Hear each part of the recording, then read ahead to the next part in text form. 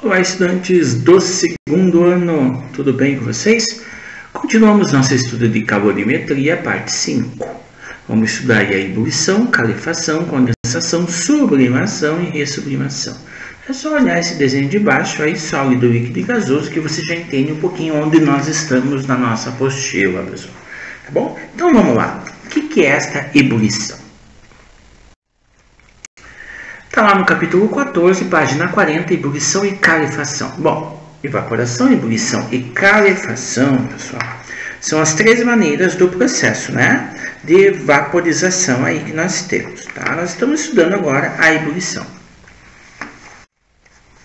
O que é essa tal de ebulição? Então, no processo de ebulição, a quantidade de energia na transição entre os estados líquidos e de vapor é moderada. A fonte de calor fornece energia ao líquido, que vai aquecendo até a pressão de vapor igualar-se à pressão externa. Inicia-se, então, a transição de estado físico para vapor.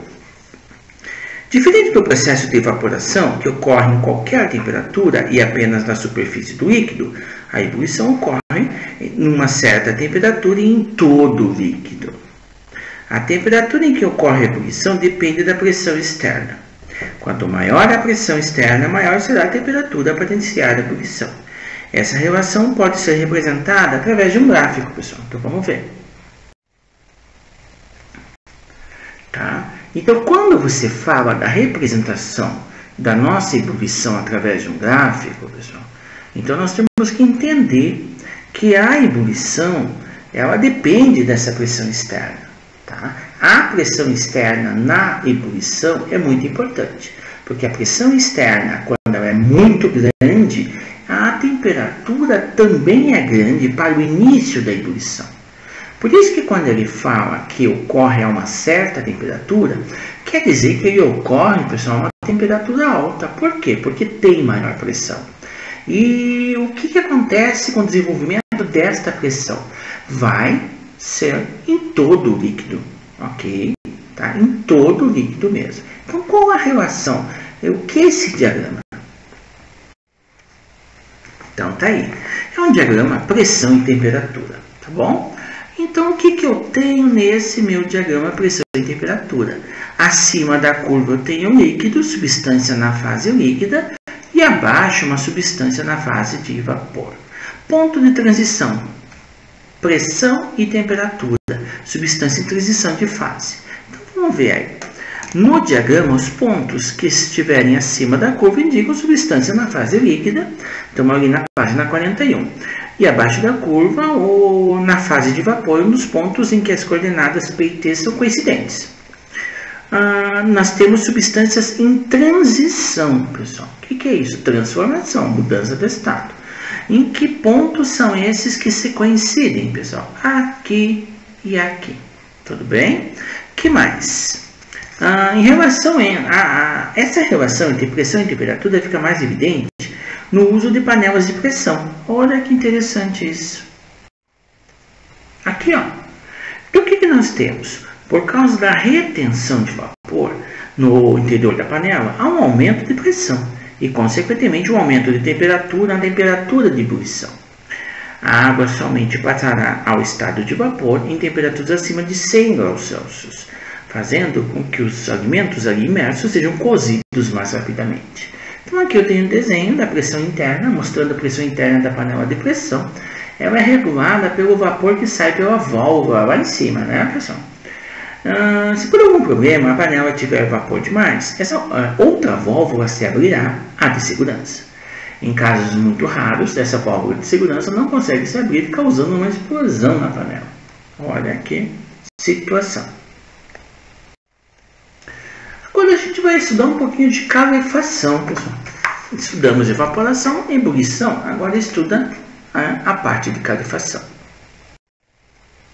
O que é essa calefação? Ela é um processo em que a transição entre os estados líquido e vapor é extremamente rápida. Podemos observar a calefação quando uma pequena porção de água é jogada sobre a chapa quente, sobre uma chapa quente. A água sofre uma brusca mudança de estado líquido para o gasoso. Então tá aqui, ó. Calefação da água. Quando as gotas tocam a superfície com temperatura alta, mudam para o estado de vapor muito rapidamente. Agora, o que é tal da condensação, pessoal? Quando eu falo de condensação, a condensação ocorre quando o vapor de água entra em contato com uma superfície de menor temperatura. O vapor perde energia para essa superfície, sendo levado a uma mudança de estado físico. As partículas, ao perderem energia, aproximam-se, aumentando o grau de agregação e transformando o vapor em líquido. Então, pessoal,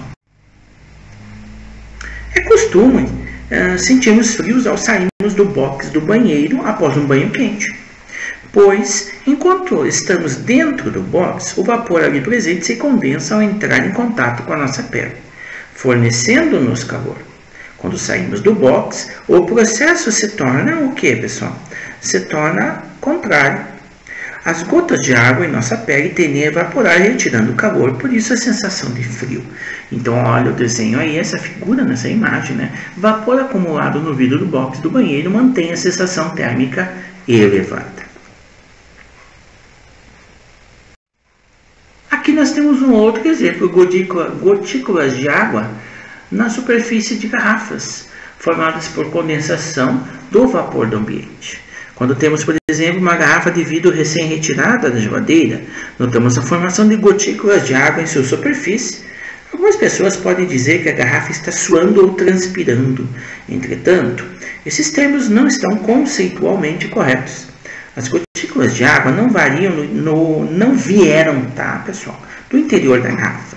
Elas foram condensadas a partir do vapor de água presente no ambiente. Então, olha que as gotículas de água aí na superfície das garrafas é um outro exemplo. Então, agora vamos falar um pouquinho de sublimação e ressublimação. Então, algumas substâncias, quando aquecidas sob determinada pressão, passam de sólidos para gasosas bruscamente. Exemplos. Sublimação do gelo seco, que a temperatura e a pressão ambiente passa do estado sólido para o gasoso. O gelo seco nada mais é do que dióxido de carbono em estado sólido. Está aqui o gelo seco sofrendo sublimação. Vocês podem ver ali o vaporzinho, né? E o que seria a ressublimação? Um outro exemplo. Então, outro exemplo de sublimação, pessoal, tá? Ressublimação está aqui, eu já vou ler. Mas outro exemplo de substância que sofre sublimação em temperaturas e pressão ambiente é o naftaleno, comercialmente conhecido como naftalina. São pequenas pastilhas brancas utilizadas para a proteção de roupas. Aquele cheirinho característico do guarda-roupa. Geralmente colocados em guarda-roupas para afastar insetos. Entretanto, é necessário que seu uso seja muito cuidadoso, pois é relativamente comum crianças pequenas serem intoxicadas por ingerirem as pastilhas de naftalina como se fossem balas. Ali eu tenho as pastilhas de naftalina naquela imagem. Após algum tempo, essas pastilhas desaparecem do armário que sofrem sublimação.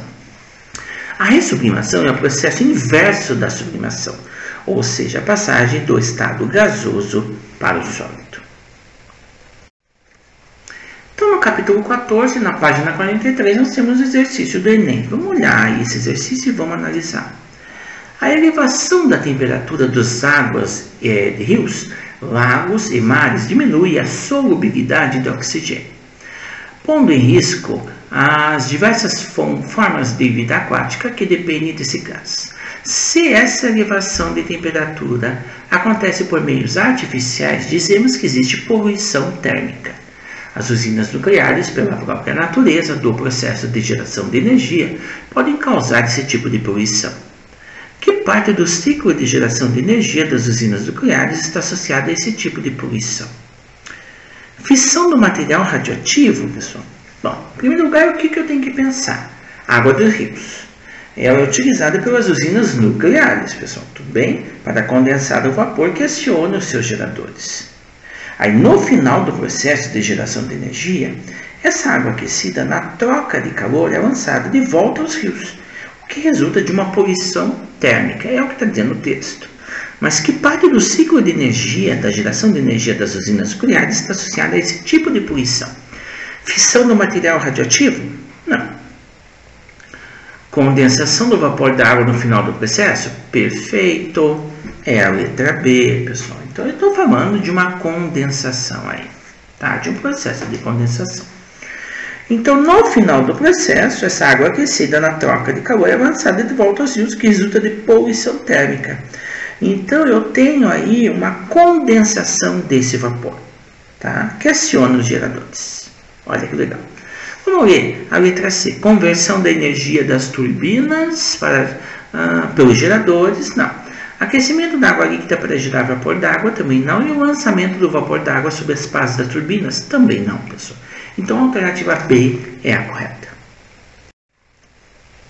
Próxima, atividades da página 46 e algumas atividades complementares da página 47, ok? Abraço, segundo ano A. Muito obrigado pela atenção de vocês e tchau!